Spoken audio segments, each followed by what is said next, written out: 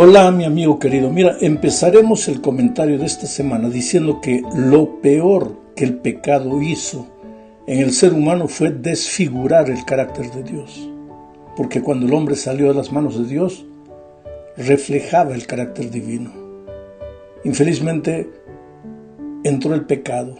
A partir de ese momento surgieron el egoísmo, la soberbia, los complejos, las deformaciones que no nos permiten hoy ser felices. Por ejemplo, tú y tu esposa se casan motivados por el más lindo amor. Serías capaz de dar tu vida por ella. Pero entonces, ¿por qué algunos años después ustedes se separan? ¿Qué sucedió a lo largo del camino? ¿Sabes? El problema es el carácter. Desde el día de nuestro nacimiento, traemos con nosotros un carácter deformado por el pecado. Recuerda que la primera discusión o acusación entre Adán y Eva surgió justamente después de la entrada del pecado. Hasta ese momento era una pareja que vivía en armonía, pero entró el pecado y uno comenzó a acusar al otro. Bueno, ¿y qué tiene que ver todo esto, lo que estoy diciendo, con los estudios de mayordomía de este trimestre? Pues es simple. Una mayordomía sabia consiste en administrar la vida como Dios desea que la administremos. Pero el problema es que nuestro carácter deformado no nos permite administrar la vida como Dios quiere. La verdad es que Dios es dueño de todo lo que existe y también de nuestra vida.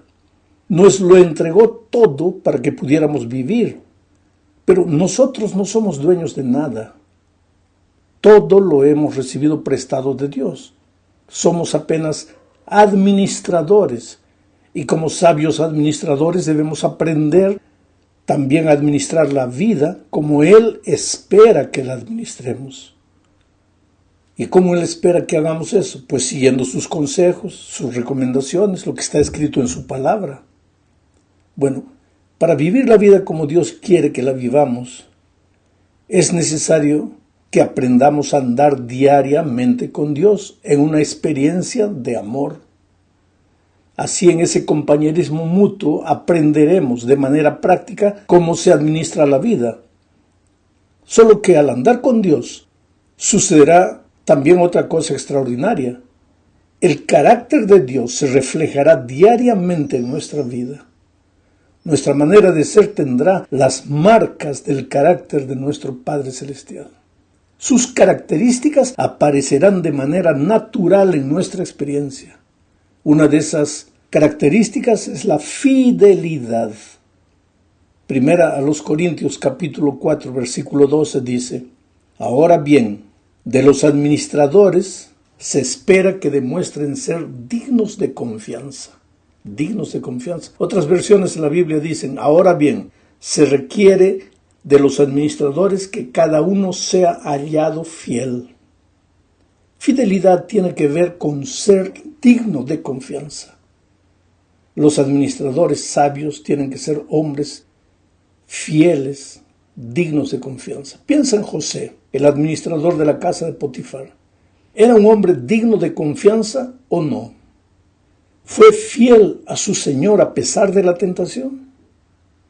Querido, si seremos fieles administradores de la vida que Dios nos confió, no será porque no encontremos tentaciones en el camino, sino a pesar de las tentaciones.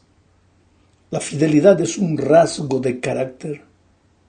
En hebreo, la expresión ser fiel significa ser digno de confianza. Se refiere a alguien que es sólido en sus convicciones, firme en lo que ha decidido. Pero la verdad es que nosotros, los seres humanos, después de la entrada del pecado, pues somos frágiles por naturaleza, no somos firmes. Pablo mismo dice: aquel que piensa que está firme, mire, cuidado, no caiga. Y Dios dice: maldito el hombre que confía en el hombre. Esta es nuestra triste realidad. Debemos ser hombres y mujeres dignos de confianza, firmes, fieles, pero no lo somos. No podemos serlo. Nadie puede confiar en nosotros, ni nosotros mismos. Y sin embargo Jesús dice, sé fiel hasta la muerte. O sea, sé digno de confianza hasta la muerte, y yo te daré la corona de la vida. Ahora, ¿cómo podremos alcanzar ese ideal elevado? Pues la única manera es seguir el consejo divino, que está registrado en Mateo capítulo 7, versículos 24 y 25. Leo: a cualquiera que me oye estas palabras y las pone en práctica, lo compararé a un hombre prudente que edificó su casa sobre la roca. Cayó la lluvia, vinieron los ríos, soplaron los vientos y azotaron aquella casa, pero ésta no se vino abajo porque estaba fundada sobre la roca.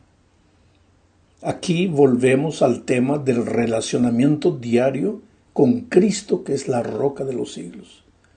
Solo podemos ser hombres firmes, dignos de confianza, fieles, en la medida en que cultivemos una relación diaria de compañerismo, de comunión con Cristo, que es la roca. Vamos al segundo punto de nuestra lección. La segunda característica de un administrador sabio es la lealtad. La primera es la fidelidad. La segunda, la lealtad. Jesús dijo en Mateo capítulo 6, versículo 24, nadie puede servir a dos amos, pues odiará a uno y amará al otro, o estimará a uno y menospreciará al otro. Ustedes no pueden servir a Dios y a las riquezas. Cuando existe una experiencia de amor entre dos personas, el resultado natural es la lealtad. Dos personas que se aman no se traicionan. Pero la lealtad no es un asunto de cerrar los ojos y esforzarse para no caer. Si usas tu disciplina propia, tu esfuerzo humano, más tarde o más temprano, por más que cierres los ojos, por más que te esfuerces, vas a caer. Recuerda que tienes una naturaleza pecaminosa y por lo tanto dependes únicamente de alguien que jamás haya caído, y ese alguien es la persona maravillosa de Cristo. Recuerda que Dios es un Dios celoso. Eso dice la Biblia. Esto significa que Dios no hace concesiones. Si Él dijo que es blanco, pues es blanco. No es más o menos blanco. Esto también significa que Dios no comparte su soberanía con nadie. Él es celoso.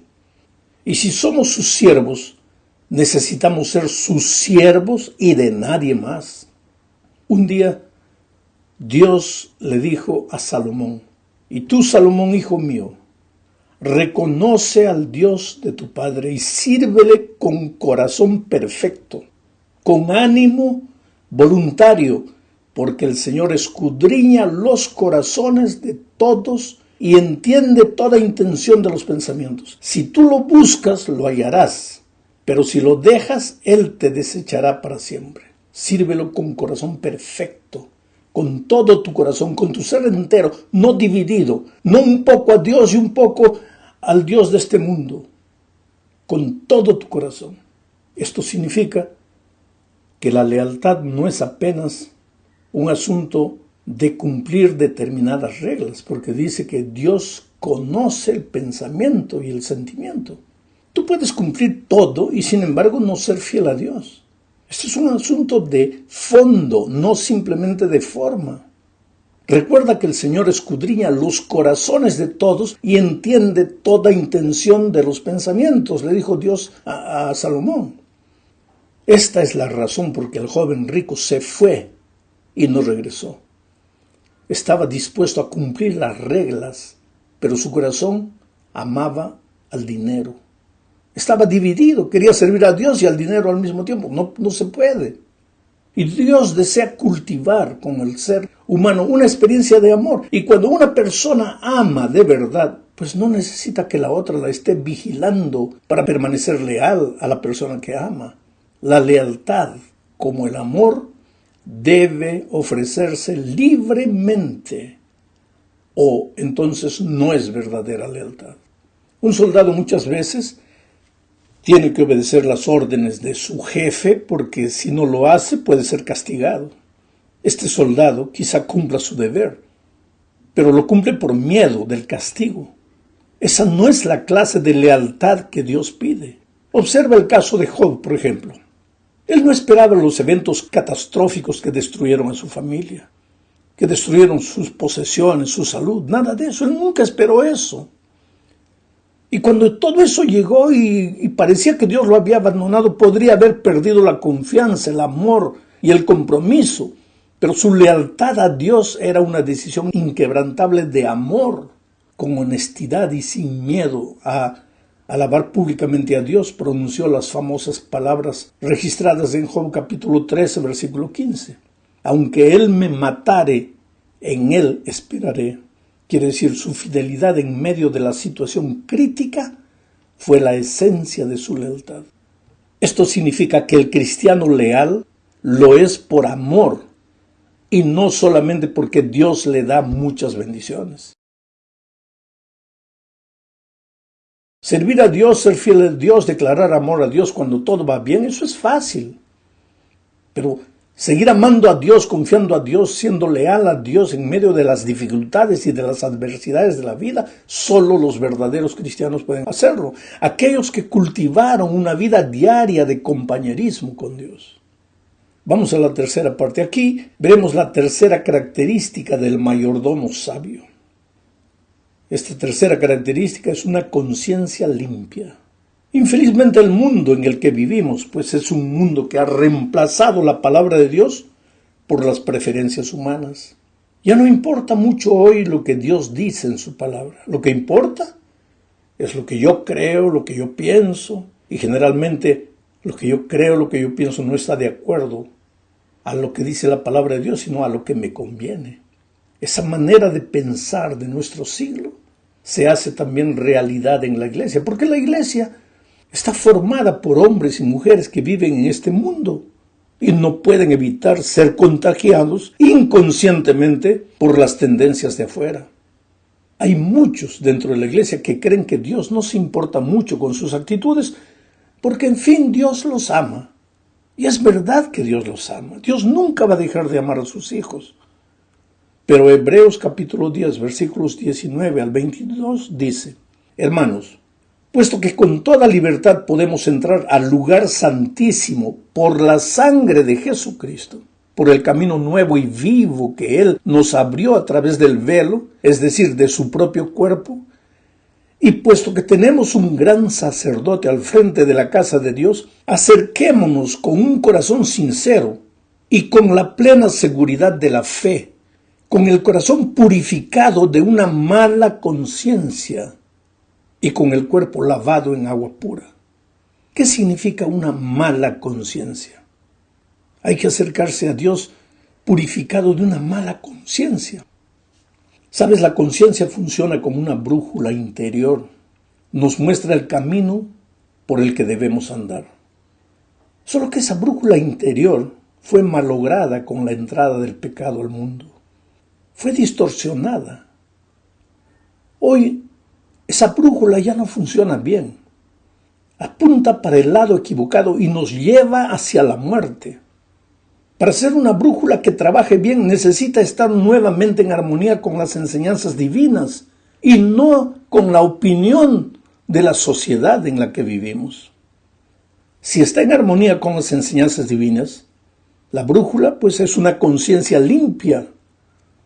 De otro modo, es una mala conciencia o una conciencia cauterizada. Jesucristo tenía una conciencia limpia y hacía cosas buenas y justas porque tenía la ley de Dios en su corazón. Él mismo lo dijo en Salmos 40, versículos 7 al 9. En el pergamino se habla de mí.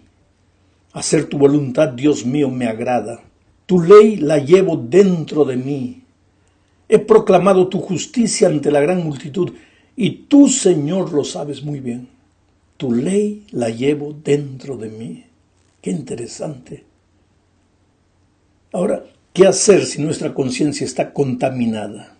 Hebreos 9:14 nos da la respuesta.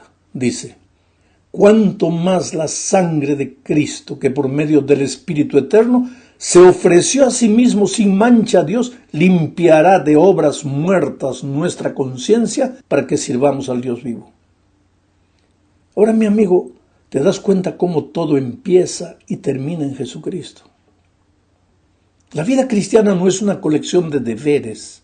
La vida cristiana es una relación de amor con Cristo.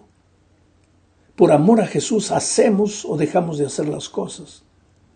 Por amor a Jesús permitimos que su palabra nos guíe. Tiene que haber una relación de amor entre Cristo y el ser humano. Vamos a la cuarta característica de un administrador sabio. Me refiero a la obediencia. Consideremos el caso de Caín y Abel. Abel se arrodilló ante el altar llevando obedientemente el cordero que Dios había pedido. Caín por su vez se arrodilló llevando el fruto de la tierra, fruto de sus manos. Ahora, date cuenta que ambos hermanos estaban arrodillados. Aparentemente ambos estaban adorando, estaban en la misma iglesia. Solo que Caín seguía su propia voluntad humana y no la de Dios. El cordero muerto fue aceptado, el cordero que Abel llevó, pero los frutos de la tierra que Caín llevó fueron rechazados. Ahora, la sierva de Dios dice al respecto lo siguiente en el Comentario Bíblico Adventista, volumen 6, página 1109. Dice así: la muerte de Abel fue la consecuencia de que Caín rechazara el plan de Dios en la escuela de la obediencia para ser salvado por la sangre de Jesucristo, simbolizado por las ofrendas ceremoniales que lo señalaban. Caín no aceptó el derramamiento de sangre, que simbolizaba la sangre de Cristo, que debía ser derramada en el mundo. Querido, la obediencia es una expresión de amor. Por eso la clave de la relación del ser humano con Cristo necesita ser el amor. Cuando tú dejas de amar a Dios, comienzas a amarte a ti mismo. Entonces ya no te interesa lo que Dios cree, lo que Dios piensa, lo que Dios enseña. Te interesa lo que tú quieres, lo que tú sientes. Prestas oído a los hombres de esta tierra y no a la palabra de Dios.